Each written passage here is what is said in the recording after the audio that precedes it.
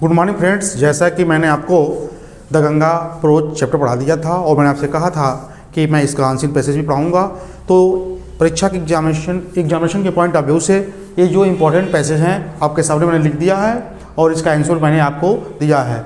ये एक पैसेज जो है ये बहुत इंपॉर्टेंट है। ये लगातार 2005 में, 2008 में, 2012 में, 14 में, 16 में और 20 में कंटिन्यू पूछा है। तो for the examination point of view it is very essential passage for you and better please due to mind upon this passage and I am going to teach the passage of the Ganga written by Pandit Jawaharlal Nehru.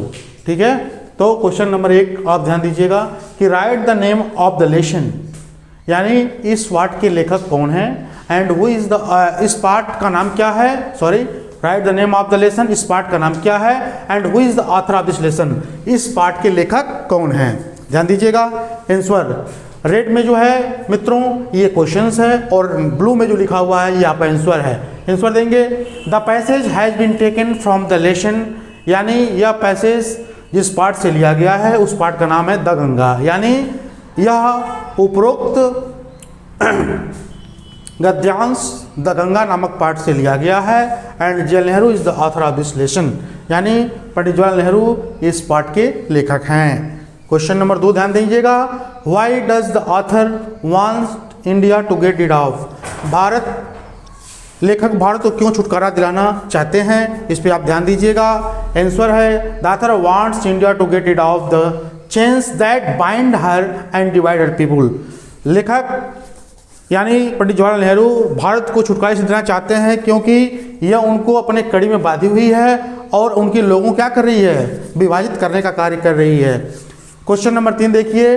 Why has the writer discarded much of the past tradition and custom, यानी लेखक ने क्यों अपने प्राचीन परंपराओं और रीति रिवाजों को डिस्कार्ड कर दिया है, यानी परित्याग कर दिया है, छोड़ दिया है। तो इसका आंसर है द राइटर है डिस्कार्डेड, राइटर ने परित्याग कर दिया है, छोड़ दिया है much of the past traditions, यानी प्राचीन काल के या प्राचीन यानी भूतकालीन परंपराओं और रीति रिवाजों, क्योंकि दे बाइंड एंड कंस्टेन, वे उन्हें बांधे हुए हैं और जकड़े हुए हैं इंडिया एंड डिवाइडेड पीपुल, यानी भारत को वह अपने में जकड़े हुए हैं और उन्हें उनके लोगों को तोड़ने का यानी विभेद करने का कार्य कर रही है। इसलिए पंडित जवाहरलाल नेहरू कहते हैं कि मैंने अपने पास्ट ट्रेडिशंस कस्टम को छोड़ दिया है।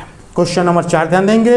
Why does the author wants a handful ashes to be thrown into the Ganga, लेखक क्यों चाहते हैं कि मेरी दिल इच्छा है कि एक मुट्ठी राख गंगा नदी में प्रवाहित कर दिया जाए। इसका आंसर ध्यान दीजिए।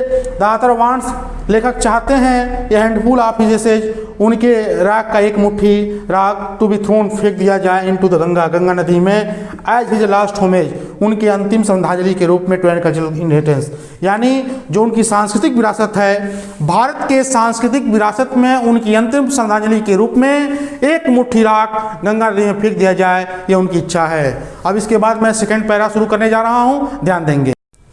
दूसरा पैसेज ध्यान देंगे आप लोग, द गंगा का दूसरा passage, I have received dot dot dot retained और प्रिजर्व्ड, ये भी इंपॉर्टेंट पैसेज है मित्रों, ये कंटिन्यू 19 में भी पूछा है, तो आप ध्यान देंगे। Question number 1, what is the most precious gift the author has received from his countryman, वो ऐसा कौन सा महत्वपूर्ण उपहार है जो राइटर यानी लेखक अपने देशवासियों से प्राप्त किए हैं।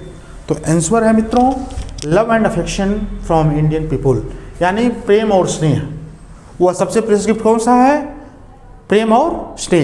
ये कहते हैं कि love and affection from Indian people is the most precious gift that the author has received, यानी प्रेम और स्नेह भारत के नागरिकों के द्वारा जो मिला है वह सबसे अच्छा और सबसे बेहतर मच मोर मोस्ट, यानी सबसे बेहतर उपहार उन्होंने प्राप्त किया है और उपहार है प्रेम और स्नेह। क्वेश्चन नंबर 2 ध्यान देंगे।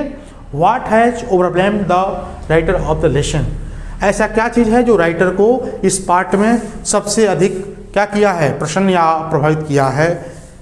तो आंसर है the affection of the all classes of the Indian people, यानी भारतीय लोगों के तमाम श्रेणियों में निवास करने वाले, ऑल क्लासेस माने सभी जातियों के लोगों के द्वारा जो स्नेह मिला है पंडित नेहरू को, वो उनको क्या कर दिया है, बहुत अत्यधिक प्रसन्नता दिया है।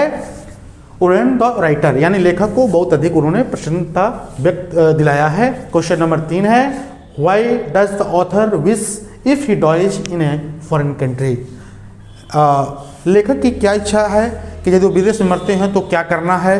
तो आंसर है, if the author dies in a foreign country, यदि लेखक विदेश में मर जाते हैं तो ही विशेष वह चाहते हैं that his body should be cremated there, उनके शरीर को वहीं डिस्पोज कर दिया जाए, निपटा दिया जाए, and his ashes be sent to Allahabad, यानी उनकी राह को कहाँ भेज दिया जाए? इलाहाबाद भेज दिया जाए। क्वेश्चन नंबर 4 देखेंगे, what does the writer hope in the remaining years of his life. लेखक की क्या इच्छा है कि उनके शेष बचे जीवन में उन्हें वो क्या करना चाहते हैं? ध्यान देंगे, what does the writer hope, उनकी क्या आशा है in the remaining years of his life, उनके जीवन के शेष बचे वर्षों में उनकी क्या इच्छा है, क्या आशा है? तो आंसर है, द राइटर होप्स, राइटर अपेक्षा करते हैं, आशा करते हैं दैट की in the remaining years of his life, उनके जीवन के शेष वर्षों में he would not be unworthy of his people and his affection, वह भारत के लोगों के प्रेम के और उनके स्नेह के अयोग्य साबित नहीं होंगे, यानी मैं जब तक जीवित रहूँगा मेरे जीवन के शेष वर्षों में मैं हमेशा अपने नागरिकों के प्रेम और स्नेह के काबिल बना रहूँगा। इसलिए वो कहते हैं कि यदि हमारे शेष जीवन जो बच रहे हैं मैं जीवित रहता हूँ तो उस बचे हुए जीवन में मैं भारतीय नागरिकों के प्रेम और स्नेह के अयोग्य साबित नहीं होऊंगा। तो thanks for watching this video मित्रों। इसके बाद मैं आपको पढ़ाने जा रहा हूँ लॉन्ग टाइप ऑफ क्वेश्चंस, आप ध्यान देंगे।